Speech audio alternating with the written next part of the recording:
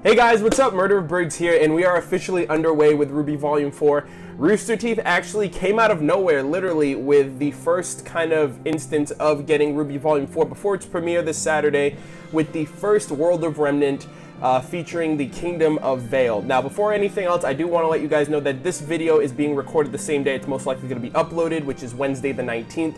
So this World of Remnant has been out for about 2 days, so I actually already know about the Mistral World of Remnant as well. So it seems like we're going to get one on Vale, Mistral, Vacuo, and then Atlas, which leaves Friday open. I'm pretty sure, I'm really hoping that they actually release the opening before the first episode comes out. So I'm banking on that being the fact of Friday, we're going to get the opening. Saturday is going to be the first episode for sponsors or first members, and then Sunday for the Rooster Teeth website, so on and so forth.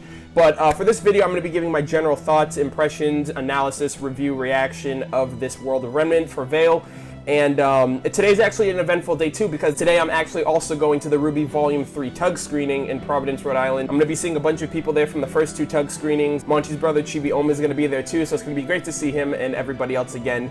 And this is going to be a great kind of awesome entryway of getting back into Volume 4. And it's great too because you would think that we're going to get a Volume 4 World of Remnant similar to how we did with Volume 3 of getting like the Vital Festival tournament. But I love how they actually are easy into Volume 4 with giving us one World of Remnant every day. And they gave us a recap of the first 3 volumes, which again is great to kind of get everyone up to speed with the series, even though I'm pretty sure most of us are rewatching it anyway. So I'm going to be recording my reaction and giving my afterthoughts of this World of Remnant. Immediately after this video is uploaded, I will be doing the same thing for the Mistral World of Remnant. Whatever World of Remnant comes out later today, I won't be able to watch it because I will be at the tug screening, but most likely that will be reacted and uploaded tomorrow, which is probably going to be either Vacuo or Atlas. And then on Thursday is going to be the same thing for whatever the other one is. So I hope you guys enjoy. Leave me your thoughts in the comments and let us begin. All right, guys, we are starting this. I cannot believe we're back. All right. We're going to be starting this in 3, 2, 1, now. Oh my God, World of Remnant! Oh, Vale, let's do this. What are we gonna learn? The culture, the society, the... Well, school's definitely out. Let's see if we can all learn a little something. Qrow! Welcome to the World of Remnant.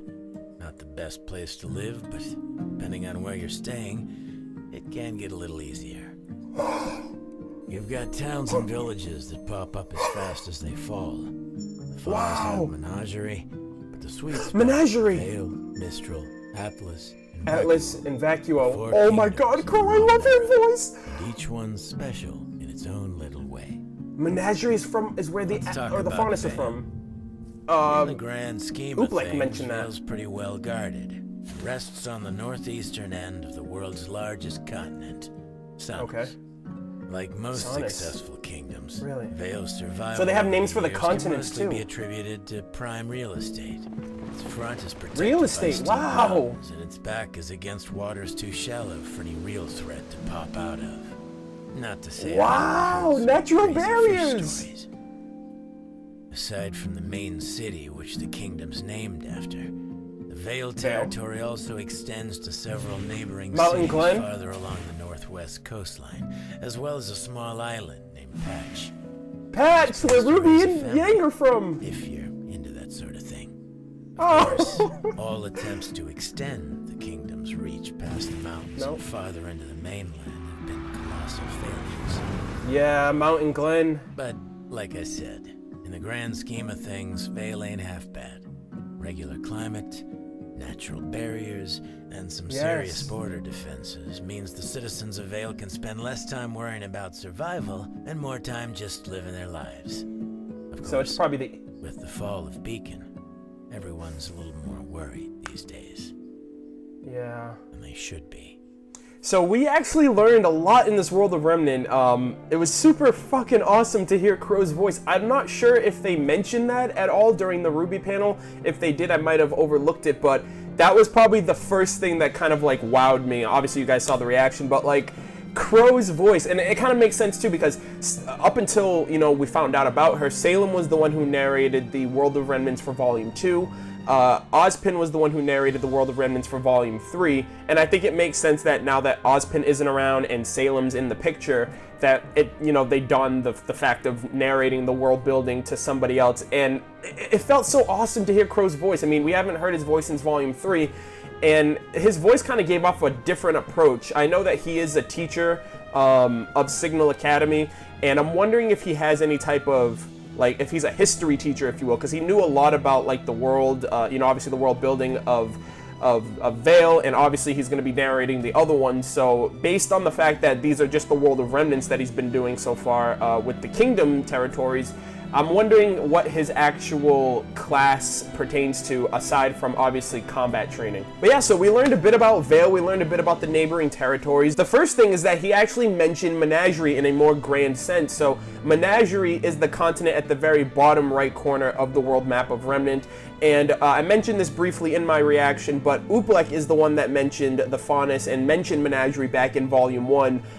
During his historical kind of tellings of the Great War and the battle at Fort Castle. Yes, prior to the Faunus Rights Revolution, more popularly known as the Faunus War, humankind was quite adamant about centralizing Faunus population in Menagerie.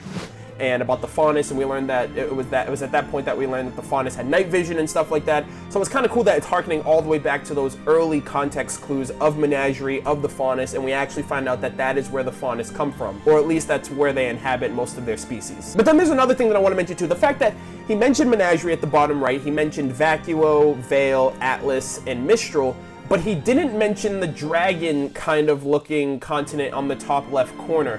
And I'm not sure why. I'm not sure if that's an unclaimed continent or territory, if that has any significance, which I'm assuming it does if it's a giant fucking continent up in the corner just, doing its own thing. So hopefully we learn about that as time goes on, whether it be these other World of Remnant or within the story itself. But that was something that I mentioned because every time I see that map, everybody and their mother sees that dragon continent. So we actually learned about the overall structure of the Kingdom of Vale. We understand the Kingdom of Vale, the city named after it as well as Vale, the school known as Beacon, and the continent actually has a name too, which is the largest continent in the world. I'm not entirely sure if this was right. Sonus is how it's pronounced, I think. I'm not sure how it's spelled, but Sonus is the kingdom's continent, which is, kind of a cool thing to understand as well. And for the most part, in terms of its overall sustainability, I think Vale has it very, very easy. Where it is placed on the world, between mountain ranges, between shallow shores, and just having overall good natural barriers and defense, having border patrols and all this other stuff, which give it the best chances for survival. And I'm not sure if any of you guys noticed this, but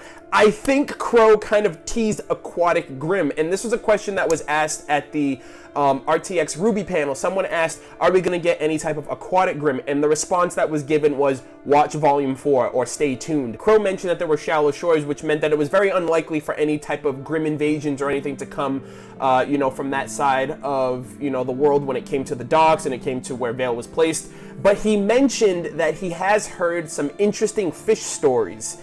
I think that is very much like a tease of, oh wow, he's heard fish stories. I wonder if there's any type of aquatic grim, like aquatic fish grim, or like Loch Ness monsters or krakens or stuff like that. I've seen a ton of fan art out there, but I think that's super cool that it's kind of teased, or it gives you kind of like a hint of, you've heard fish stories. I wonder what that means. So we might actually have gotten a tease of Aquatic Grim, which is pretty cool. Apparently there are other cities along the shoreline, and I really love how he mentioned Patch 2, which is where obviously Ruby and Yang grew up, and that's, like he said, a great place to raise a family.